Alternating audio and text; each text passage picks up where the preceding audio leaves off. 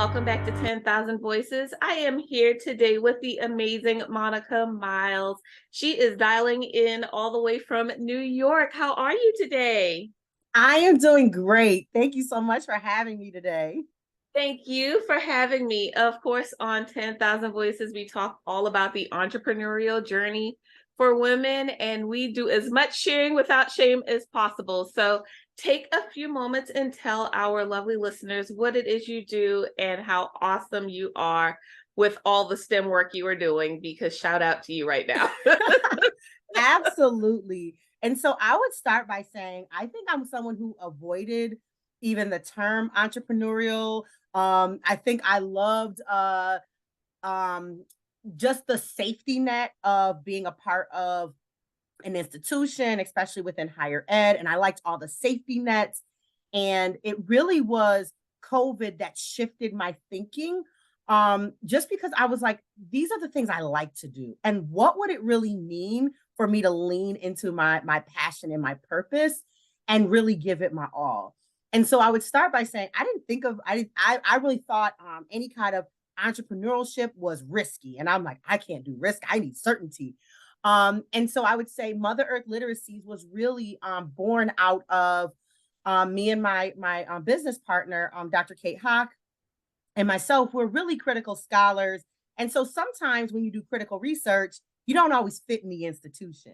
When you do community-based work, you don't necessarily fit into the institution. And so I constantly found myself in this place of, is there really a space for me? And sometimes I felt myself even acting like a chameleon sometimes, where it's like, oh, people know I'm critical, but I'm gonna mask my critical work in these ways, especially when it comes to the STEM and environmental justice and what I was learning from research. And just I found myself to be uncomfortable sometimes. So yes, I'm still within the academy, but Mother Earth Literacies never feels like work. And also I was somebody who was really scared of advertising and promoting. I was like, oh my God, like, are people going to think I'm like this shady salesman? But I really believe in this. And so all of those things actually were barriers for many years for me to like really lean in.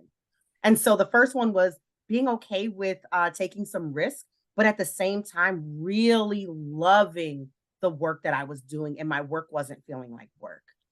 And then I would say advertising and promoting really became, I had to rethink that because it was like, no, I'm really sharing our best practices in the ways I really believe and have data to say how we can impact small, typically, because we're here in Buffalo. I work a lot with small Black nonprofits.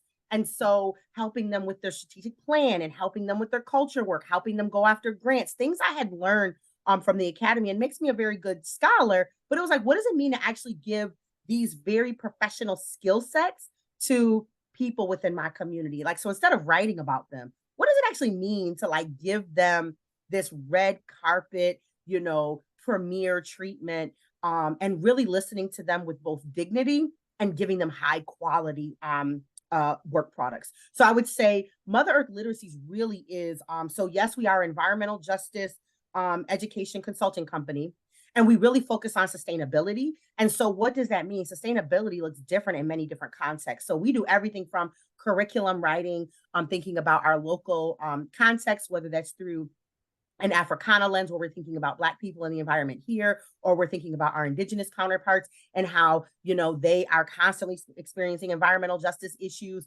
But then with our Black orgs, like with them, these are the folks doing the work. And so what does it bringing the lens of sustainability mean to an organizational structure? Yeah, that's amazing. You said a lot. I'm gonna try to go I'm gonna unpack it little, step by step first. And I think a lot of what I try to do here is debunk the myths around entrepreneurship, that it does not have to be this risky endeavor if you are, number one, passionate about what you do, but you also understand what your skill set is and how it adapts to the clientele you actually want to serve. So how long did that process take for you to have that light bulb to say, oh, I can do this, not alone, but I can do this? And so this is probably gonna sound so silly. So even though I had a stable, what you would consider a 9 to 5. I was doing kind of we were flirting with Mother Earth literacies. And then I started driving Uber because I'm like, oh my God, I have a kid going off to college. She does competitive dance. And I'm like, why am I spending my time doing Uber? Why? Because it was safe, right? Yeah. It was guaranteed. Here is money in the bank, not a lot of thinking work. But the more I thought about it and just talking with my business partner, I'm like, I probably am not making good use of my time. And I found myself even in driving that I was thinking about, okay, how can we help these different organizations? How Yeah. can we go even further with our work? And so I think it was almost like having this come to Jesus moment with myself. And if I claim I'm a woman of faith, Ooh, why do I why do I require so much upfront stability that I'm not really willing to step out, right? And so it was really me having a come to Jesus moment and saying, okay, God, I'm going to give this to you. I don't know what I'm giving to you. I don't know what it's going to look like. I can't model myself. All of the things that we have learned in education and be best practices where I'm like, who am I modeling myself after? I'm like, oh my God, well, I could take a little bit of your model and a little bit of your model and a little bit, but it wasn't like a cohesive thing. And we really started to say, me and my business partner, Kate, we were like, what would it mean for us to actually treat Mother Earth literacy like a job yeah. instead of a hobby? And it Yeah. just grew from there. Yes. Yes. I was talking with someone a couple of days ago and I said, it's all cute when you're side hustling, but even that's a different mindset because you still have the side hustle safety net. It's, Yeah. yeah, you started a business, but to fully embrace entrepreneurship means to step out on the additional layer of faith that a steady paycheck does not give you. Mhm. But you build in systems, you build in parameters, you build in things to make sure that you create the ecosystem that you need to make sure you still feel safety and secure. Absolutely. And one thing I would add too, and I didn't necessarily pick this up from a book, but what I found is like leaning into my passion and my purpose allowed me to actually be far more innovative about what the business could look like and what we're okay. So if I need this stability, where am I going to get it? Like this thing that I feel like really um churns my butter. Where am I going to get it from? Because if I don't have this, I'm not able to fully be present. And so what we started to do, and again, it's okay to have those things about yourself, but don't let them be the barrier. And so what we actually started to do with I didn't know Black nonprofits were actually going to be a place for us to not only make the biggest impact, but also to have a steady stream of income. And we do that through quarterly retainers, right? And Yeah. so they pay a very small fee that keeps us on retainer and keeps us on call. So whatever comes up, whether it's a grant they just found out about, if it's hey, we need some board training for our board, we need to help recruit for our board, we need to think about our spending differently, we need to unpack some of these things, the things that are actually causing them in some cases to be inefficient, right? So if these Black orgs that are truly doing the work were efficient, Yes. they actually can reach more people. So for example, one of our clients is Feed Buffalo, and she's the only halal organic pantry in Western New York, Wow. right? And here's this one woman show. And we're like, Drea, we love you. You took your dream, 4 years, you've incubated this dream and you actually have it. You have the building, now let's think through the lens of sustainability. Yeah. At this current model, you can't even get sick. That's not realistic, right? Yeah. And so working with Mother Earth literacies, she's strengthening the thing that was already strong. Like that's the thing. It's strong. We're just tightening it up a little bit, right? The Yeah. Galactic Tribe, the only Afrofuturistic education programming on the east side of Buffalo, right? And so here they are. They went from, basically, I think of them as like three brothers that got together and was just doing programming. And now they have 3 full-time positions, right? So Wow. I said, this is cool for y'all to come together and be committed, but you need salaried positions. And right, so we created that, and we created also, okay, where's this money going to come from? Right. Yeah. And so just thinking through that lens of sustainability, the things I get scared about, so do other people. but it's like scared should not stop us from solving the problem. And I really say every problem is solvable. And so I would just add, those things in as to how we're able to, for Mother Earth literacies to be sustainable. But then we still do like our teacher professional developments, and we do have two different business profiles, one for nonprofits and one for the education sector. You said something, you can't afford to get sick. And that's one of those things that I don't think even people who are still in the workplace think about. Most people still can't afford to get sick, even at corporations. So I'm just like, well, if you go get sick, you might as well get sick on your own time. And it's really freeing to say, you know what, today I have a migraine. I'm going to practice and exercise self-care, and nobody can stop me. Nobody can threaten my job. Nobody can threaten my income. And I get to do what I need to do to be healthy, to step out in the world. What is the big scheme? What is the grand plan that you envision for Mother Earth literacy? One of the things that what we learned quickly is having diverse streams of income, right? And so that goes back to, especially coming from a marginalized population, we're also more likely to get sick, or we don't have as much time to spend with our families. And I'm like, we should not have to give up these freedoms of, am I going to either invest in my career or am I going to invest in my family? If thinking about just when you're a woman and you're going through your cycle, and some days you're just drained, for it to be like, we have programmed ourselves to soldier through these things as if that is like, as if that is okay. Normal. It's not. Right. Normal. And so what would it mean for us to be able to create something again with sustainability in mind? And so, for example, Kate went out of the country with her husband. They go to Pakistan every year, right? And so she's a retired teacher, so her time looks a little different. But she was like, "Is Mother Earth literacy going to be okay?" I'm like, "We have been thinking about sustainability from the beginning. I will not sink this ship. This ship will stay on course. And if you want to jump in and send some emails, but you're not obligated to." And when she came back, she was just like, it was really comforting to know that it was okay, to like step away and then to come back and to know we're continuing and we're still thriving and we have new clients and the work still goes and we're playing to each other's strengths. So I would never say, am I competent to do the work that Kate does? Absolutely. Is Kate competent to do the work I do? Absolutely. But we really believe in leaning into our strengths and our passion, because I don't want her to feel like she's going to the dentist, every time she needs to balance our books. Then that might mean we need a bookkeeper, right? Like the things where we're feeling like we need to go to like if it's like, oh, I hate this thing, that's probably where we need to hire somebody, because guess what? That's somebody else's jam. And they are waiting for us to come with our books and to get it all in order.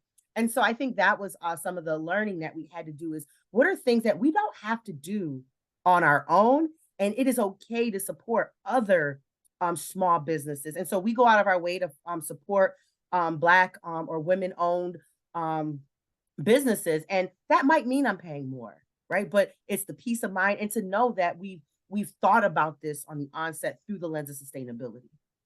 Yes.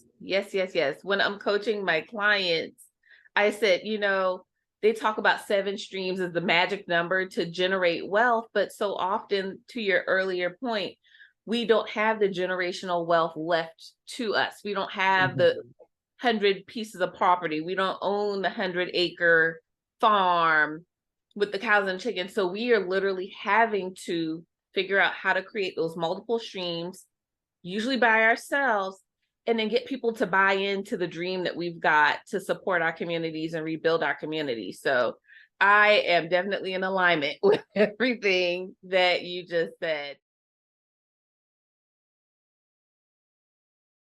I know when we spoke earlier, we were talking about just some of the workplace challenges that we have overcome and experienced. I would love for you to share, what that was for you and what that tipping point really was on the day that you said, you know what, I can do better than this. Yeah. And so I hope I don't ruffle too many feathers. So yes, I would still consider myself a DEI or a diversity, equity, and inclusion practitioner, but I will never hold diversity, equity, and inclusion anything in a title. Yes. I have found just through both research and in being in those roles that they're not set up to be successful, right? So it's like it's almost like a glorified position, and you're like, but really, what is the work that we're trying to do? And then when you realize that white supremacy just wants to keep itself intact, right? It doesn't want to change anything, but it wants to give the illusion of change. And then you might find yourself in a place where there's some crazy making going on. And you might be a team of one. And I'm like, why is my hair falling out?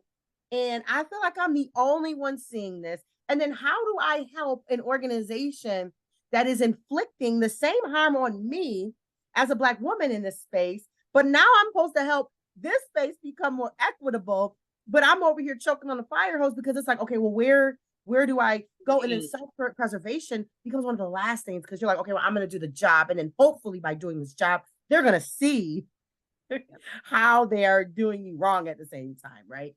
And so I was just like, I will never hold another, I will not be anybody's dean of diversity. And then also there's so much scrutiny that comes to those positions where if you really want to do equitable work, put people of color in positions where it definitely aligns to their expertise, but let them do the things that they need to do, right? So I don't want to be anybody's chief diversity officer. Put me over put me over HR, right? Yes. Or financing. Or let me be a real, research officer, right? Because I'm definitely a researcher by trade. And research is definitely one of the things which makes me a good evaluator, right? I can do return on investments. I can do all of those things. But what happens is people don't really want you to do that work. They want to maintain the illusion of change. And then it's like and maybe a few other people are the only ones seeing it. And then ultimately these folks end up leaving. So these diversity titles also have the highest turnover rate, whether through mental health, right? People just like, I literally cannot do this. I've had other practitioners to say they pull up to work and they're just like crying in the car. Like, I don't want to get out the car. Like, that's trauma. Like, that is, and we need to. I don't want to turn on my Zoom today. Okay. Right. Because let's be real. And I told somebody this, a former coworker, I said, y'all don't even know now you're in my home, right? Your energy, your naysaying, your oppressive behaviors, your microaggressions, I can't leave them at the office. Now they are radiating the space that I reside in. And it is hard to sweep some of that stuff clean when you finish treating me less than, talking to me as a title and not a human, and pretending that you're really invested when we both know you're not. That is a hard experience to endure. And we're having to do it day in and day out. And I told somebody else, it's a flip of a coin. Do you want to be stuck in the corner at work and trying to hide, or do you at least want the safety of your home when you flip your camera off, but then you're inviting people into your home? Mm-hmm. These are our two options. Right. Right.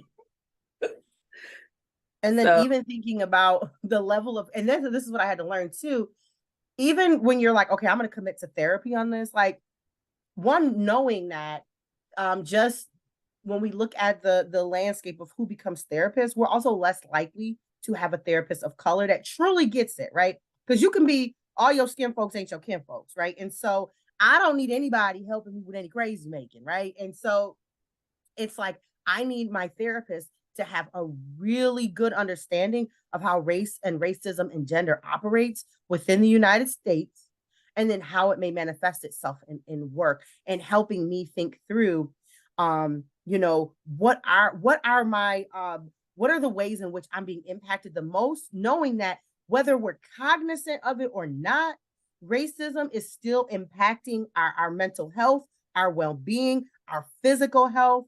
And all of these things become weights that we carry, right? Which is why we die at earlier rates, like, which is one of the reasons, I should say, that we die at earlier rates, is this constant stress of just being Black in America. Black women are 3 times more likely to suffer stroke or symptoms of stroke by age 50 than our white female counterparts. I was like, y'all, I'm not trying to have a stroke in the next 10 years. That's not what I signed up for. That's not what I'm signing up for. And I think we're missing so much because now I told people we're not giving people permission to treat us this way, and we don't know how to stop giving people that level of access. Mm-hmm. You know, because now I'm giving you permission to say anything to me because, oh, thank you for my check every other week. It's just I just don't think it's worth it. And I think that's something else that we've also, I think the pandemic has put us all in a place of really thinking through. And I know I've talked about, Dave Ramsey. And so okay, I'll say this. Dave Ramsey has helped me put my finances into perspective.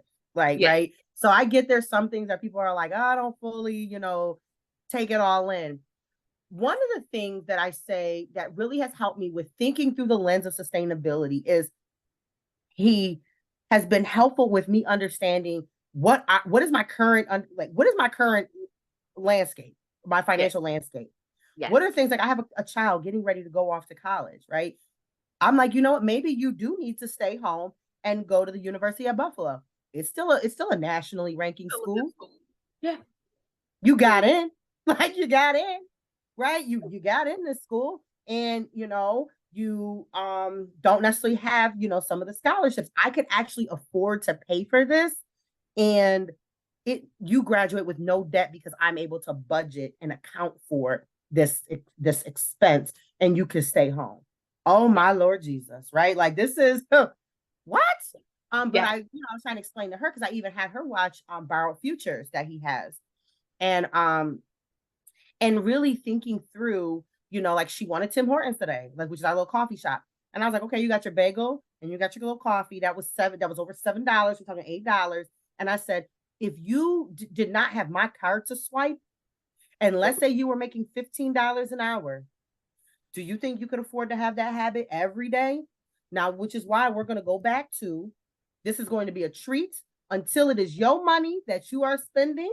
And, you become fiscally aware because when it's mine, it's like, I can just keep swiping all day. But all of those come into having a better handle on my personal finances, my family finances, which trickle into my business finances because now I'm okay. Here are areas that, so currently, I'm not really taking, me and Kate aren't really taking stipends from the business, although we know we can and we will, but we're like, hey, we actually want to buy a property so that we feel like we are grounded and we have a home of our own, and we want to get this down payment. We want a place that is a multi-unit where even if it's another business we're renting to at a reasonable rent, and or we have tenants or we Airbnb, whatever it is, we now have our office space, which is grounded in a community, is not we're not figuring out where is all the money going to come from the mortgage, but it's like, okay, we are working on this down payment because Ramsey said we should have this, and it felt good when we were talking to a financial investor when we're like, hey, we went from having $100 last year, we're going to be over 6 figures this year. Like, that's amazing. Right. I'm like, we don't. And when we started looking at some small grants, I'm like, we actually don't, or loans, right. Small grants. Well, some of it, we're like, we don't need that. Maybe that's a blessing for somebody else. And, we're just going to keep churning away at what we're doing because it seems to be working for us. Yes. That's amazing. When I'm talking to my clients and they say, well, why are you asking me about my personal finances? I said, because how you treat your personal money is how you're going to treat your business money.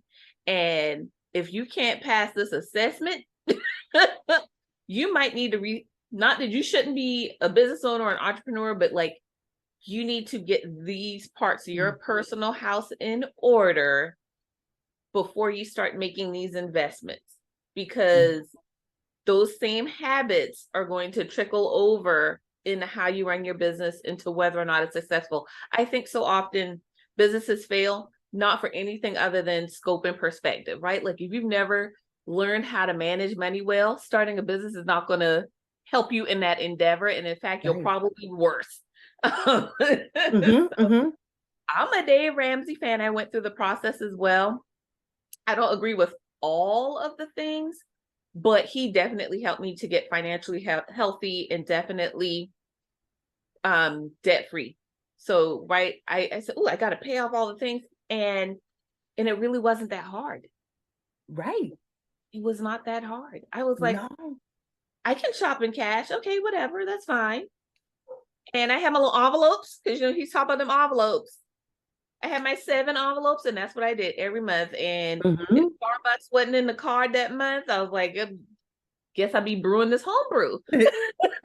It'd be me and And Maxwell. and I think honestly too, so for me, I think it was a combination of learning about Dave Ramsey Yeah, and then also the pandemic that really put a lot of things in perspective for us of what was a necessity and right. then what were just things we wanted. And I think a lot of things people thought were necessities, they found out actually these were just things that we wanted. Like for example, just even so we inherited my grandmother's house and I'm like this is, a great piece of real estate, but maybe I don't need all of this house. So maybe I want to rent this house out and go into something smaller because I'm just like I don't know if I need all this space. Like I just started to really rethink and then thinking about the business. Well, taxes are completely different if you have it owner occupied, and I was like and so all of these things are starting to play in where Mother Earth literacies is I truly am trying to think through the lens of sustainability. I'm truly trying to do that. And I'm truly trying to be, conscious and aware of, without, he tells us to live our lives, right? So instead of maybe me and the kids flying to Disney, we take road trips, right? So we went to Chicago and we did the aquarium and all of these other things where my kids are fine with, oh, it's a road trip. Okay, make sure we have everything charged up and have our little snacks. And, it's not, and I'm actually able to do those things more frequently than investing and putting away for a hope and a dream on this Disney trip. And I'm not going to put this Disney trip on a credit card. If I can't pay for this Disney trip outright and I haven't saved up for it, well, then we're not doing Disney. We're going to do this $600 option, which is this road trip to Chicago, stay in this fun Airbnb and come on back. Correct. The things that I talk a lot about is our generation. We weren't taught about generational wealth. How are Mm-hmm. you then exercising that and sharing that knowledge with your kids? So, because right, you know better, you do better. I'm now even having to educate my parents a little bit on, no, really, this is where y'all broke the system a little bit. But Right. yeah, as a parent, what does that look like? So I will say honestly, that's been very challenging with just even my husband. I feel like I literally have to educate everyone, right? My own family, they do so my own parents, they do so much on credit still. And I'm like, why are y'all still having car notes at that high rate? And like y'all, if y'all sit down somewhere, where are you going? And so, knowing that I can only voice that concern and also share, but I really had to learn how to focus on the things I could control because, like, really digging in with my parents were frustrated, right? Because I'm like, why are y'all even talking about selling this house? Your house is bought flat out. Like, why would you even consider that? Why would you? I don't even know what we're talking about. And really putting that energy towards my husband and my children and also a lot of family members. They're like, well, how did you do this? And Yeah. it's surprising on when you actually start to lead by example within your own home. People are like, well, how are you doing this? How are you doing For it? example, when I said to my oldest Tony, who's getting ready to go to college, I gotta stop saying go off to college. You got to go to college. Gotta go Um, college. and, and I'm like, I talked to her father and I said, this is what the financial packages are looking like. It's going to be pretty much out of pocket. And the dorms alone are about $20,000, like on top of tuition. So now we're talking 30 grand. So now we're saying a bachelor's degree is over about $120,000 just because you wanted to stay in the dorms and experience freedom. I'm gonna give you some freedom. You're gonna have this freedom that you wanted so bad. All right, well, you're gonna be responsible for here's some bills that you wanted to adult so bad. But it's almost like that's what capitalism sells our kids. And so right now, I'm not the nice parent. She feels like I'm crushing her dreams. She doesn't realize that right now, the 17-year-old version of you that's going off to college or going to college, you're going to be able to, have your vehicle. You have a roof over your head that you're not worried about. You have food on the table. You have emotional support, for when you do need support for your schoolwork. You have a lot of community resources. These aren't Yeah. going to be things she understands until she's on the other side of college and knowing that I have to stand my ground. Because at first I was like, well, I could just let her take out the loan and then guess what? It's her responsibility. I've started the cycle all over again. Correct. Right. I Right. started the cycle because why? She had an attitude. Like I said, hell, I will build an addition onto this house. If you want to feel like you got your own place, I will build an addition onto this house.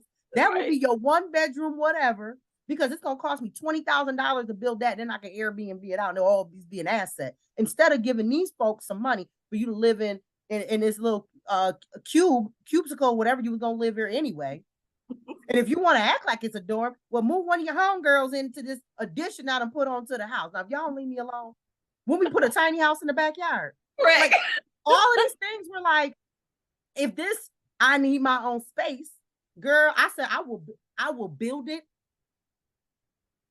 And guess what? Then that will even be something that's paid off and be a resource. You don't realize those things when you're 17, 18. Their brains ain't fully developed. Correct. I went to a predominantly white school. I met so many people whose parents bought houses for them to live off campus, and the mortgage was paid for because they went and grabbed 3, 4 roommates. These people are now, I'm 20 years out of college now. Their houses are paid off, right? Yeah. Because their parents were like, I'm putting my kid's name on this mortgage at age 18, and found 3, 4, 5 roommates, and that's how they lived all through college, and now they are property owners. We've missed just so much. I think Right. we've just missed so much. So cheers to you, Mom, on building that addition in the backyard in the tiny house, because She got options. they could go, if they really want to go for it, they go glamping. You know, the little glamping tents. Yeah. You pop one of those up in the back if you really want freedom. Right. But what they don't realize is this freedom that you want really is an illusion. It Like is. it's an illusion and I'm trying my best. And yes, she's upset with me. Yes, she gets upset. And as the parent, I balance that out. I know, Yeah. we definitely talk and she's in therapy because I'm like, everybody in this house that can talk got a therapist. You all need your own therapist because you can't be Black in America and not have one. And so I'm like, you know what? It sounds like you need to bring this up with your therapist on how you can develop some coping strategies around dealing with the fact that you're at home. And what are some things you really feel like maybe her having a newer vehicle will, because she could afford it, because she's staying home and she can pay for that. But we're going to talk about, okay, if this is the new vehicle you want, how can you do it so you're not financing the whole dang on thing? Right. And let's talk about the added expenses of vehicles that right? You still have to pay your insurance, there's still maintenance, you need gas, tires happen, and all of that has to come from somewhere. Right. And I'm tired of being the somewhere over the rainbow that people think is magical money. And that's what I think that is the biggest gift because my daughter really doesn't. And I didn't realize how bad it was until we really started going through this college process. Right. You are in all these honors classes, but you have no clue how money works. Yeah. No clue. I still don't, well, I get systemically why we don't talk finance in schools, but I'm like, I still don't get why this is not a college level. This needs to be on the AP exam. Okay, US history, that's cute and all. Let's learn some presidents, but let's talk about money management. Let's talk about being debt free. Let's talk about the things that are actually going to matter universally in how we show up in the world. And I think it's again one of those purposeful systemic things to make sure we're tied to the system they want us to be tied to. One of the things I told my daughter, and again, this is a work in progress, and she still doesn't get it, but I was like, I want you to understand, even though we live this middle class lifestyle, I need you to understand your middle class lifestyle is actually very vulnerable, right? If something happens to me, If something happens to your dad, there is not a guarantee you can maintain a middle class lifestyle. And I'm like, that's the impact of us not having intergenerational wealth. Is it is tied to um us being extremely wise and savvy with what we have. And I said, those are the skills that you need. You need to learn how to make that little, 10, whatever, $15 an hour job. You need to learn how to make that look like something. And so that you're not acquiring debt. And so you're wise with what you have, so that you're able to maintain this lifestyle we've developed. Because right now you're basically starting from scratch, like building off of what I have. But if you were to, and I told us, if you were to stand on your own 2 feet right now, you would be in poverty. Thank you for watching 10,000 Voices. Are you a boutique business owner from around the globe with a story to tell? Are you prepared to share without shame? If so, 10,000 Voices is waiting for you. For more information on how to be a guest on 10,000 Voices, go to www.thesagestewart.com and don't forget to click on that 10,000 Voices link. How did you build not only a team, but a team you trusted, a team that was reliable as you entered your entrepreneurial journey? I always say this is not something you do by yourself. What did that look like for you? So it really started off with me and Kate, because we had just been making curriculum and we were like, we were trying to fight the whole teachers pay teachers system, and we're like, we're gonna get this to people for free. And it was really in a so her husband does strategic planning, but at the university level, and he just had like a really informal conversation with us. And he said a few things that really stood out. One being that, I know you and Kate want to give a lot of these things away for free, and I'm not saying you can't. He was like, but we live in a capitalist society and people only value things when they have to pay for them. And he was like, it doesn't mean you can't offer some things for free. And it doesn't mean you can't, have different prices for folks that can't afford it.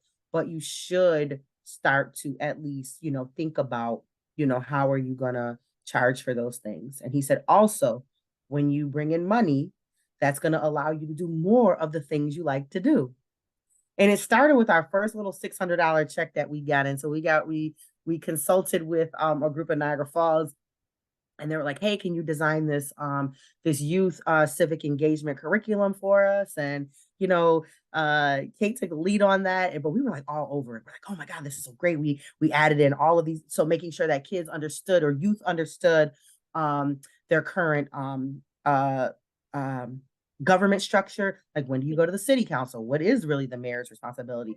Where, the county level, what are issues you take to the county level? What are, what goes to the state, federal, so on and so forth, and really unpacking those systems. And we loved it.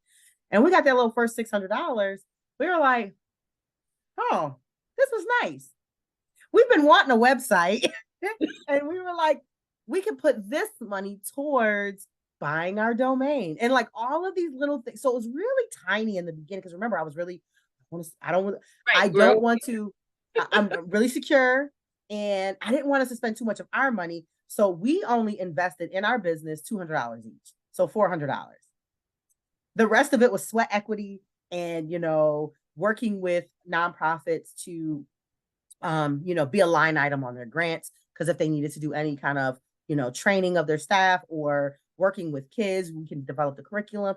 And it kind of started to grow from there. And then working with the nonprofits, we saw they could use other support, and that no other business was offering what we started to offer.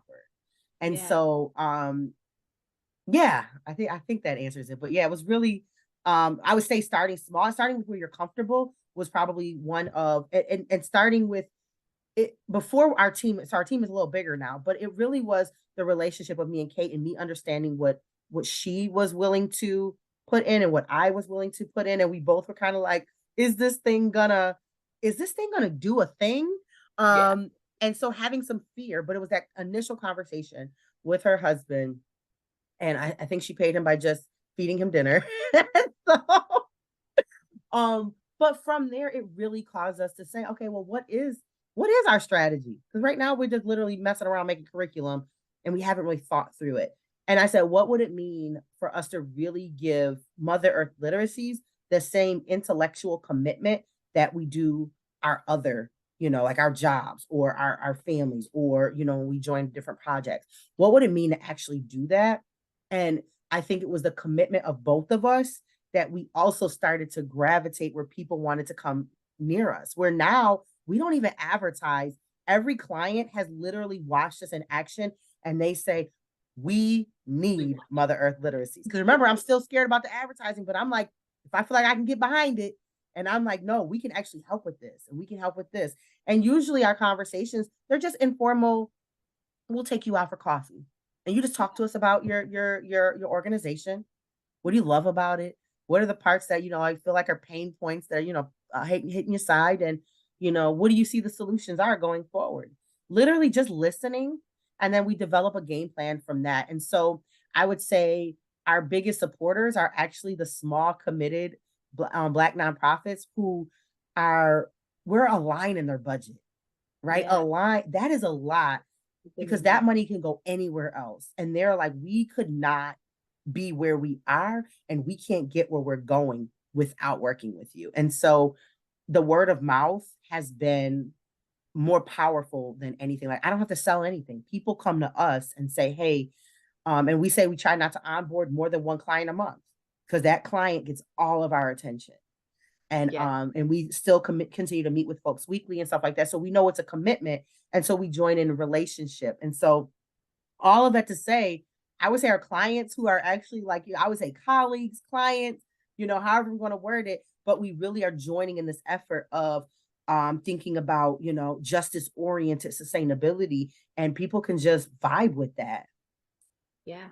Yeah. I thank you so much for bringing up pricing. That's one of the things that I think we're so fearful of. We think people are not going to compensate us for our good works. Like you spent years perfecting your craft. Why don't you think you command Mm-hmm. this price? Why don't you think you deserve to be compensated to do business well? I tell people. Right, right, right. So, what does living an abundant life look like for you in this next season? Oh my God. So I'm really property, I think is the next thing, just because every time I'm a part of, so we have a couple different things going on in Buffalo where we have a few different Black orgs that come together routinely. And every last one of them struggles with securing space at some point or another. And I said, what would it mean for Mother Earth literacies to actually own property that we can, again, keep it at a reasonable rate, Yeah. where it's more of like an incubation, there's an incubation space, there's a healing spaces that's from Drea, like really thinking about what does it mean to go into this place to do work, but people don't feel like they're doing work. It's like I'm coming, yes, I'm productive, but it's like my soul is being fed at the same time, right? And also, we know that there's a major issue with young folks that phase out of the or age out of the foster care system, and there's nowhere for them to go. What would it mean for Mother Earth literacies to have properties and a bunch of tiny houses on it, and we make a small gated community, and we have places for, if you're been impacted by domestic violence, or you just need to leave your current space where you are because, I don't feel that this is a healthy environment. Why must we have such um high stakes on what we allow people to say, okay, we'll provide you with some housing, right? So being able to provide affordable housing for young people because they're the most vulnerable as it relates to human trafficking here, Right. as it relates to, just drug addiction, all of these things are systemic. But what would it mean if we had space? So I think from Mother Earth literacies and thinking through the lens of sustainability, I would want a sustainable, hopefully develop into a sustainable, small neighborhood community is what I would, and I would want to live there, right? A place I would want to live with my family. Correct, because so often these communal services are subpar. They're Mm-hmm. one step above living on the streets, and they think that that's appropriate and that's humane, and at least you have someplace to live. And I'm like, that's not humanity. If you Right, start with at least, that's right, not that's not right, human. That's right. not human. And one of the things I really love, just thinking about the work with Feed Buffalo and just learning a lot more about the Muslim faith, and such an amazing appreciation. I just learned so much. And what does it mean to give our best? That is what, well, one of the many things I mean, just the way that they prepare halal food, I'm like, we all should be doing that because it's just sustainable. Like it's a more environmentally friendly way of doing this. Yeah. And then so just really what does it mean to give generously but give from our best instead of the least, right? So I'm not giving you the least bit, The right? Even least thinking about ingredient. Cain and Abel, right? Look, you you gotta stop giving the worst of your stuff. What does it mean to give the best, and how can God manifest Himself through that? And me creating a space, in community and in collaboration and cooperation with the community, a place I would also want to live and be a part of, and others will want to live and be a part of. That we eventually outgrow that space. And what does it really mean to have a grassroots neighborhood up approach, because nobody's coming to save us. I think we know that now, especially after the blizzard. Nobody's coming to save us. What are we going to do to save and sustain ourselves? This has been an amazing chat, by the way. What does living a limitless life mean to you? Having peace, right? Just peace, and also thinking about who God was, and remembering that He was a Prince of Peace in a world He already knew was chaotic, and that when you are peaceful and people are like, but you have no reason to be.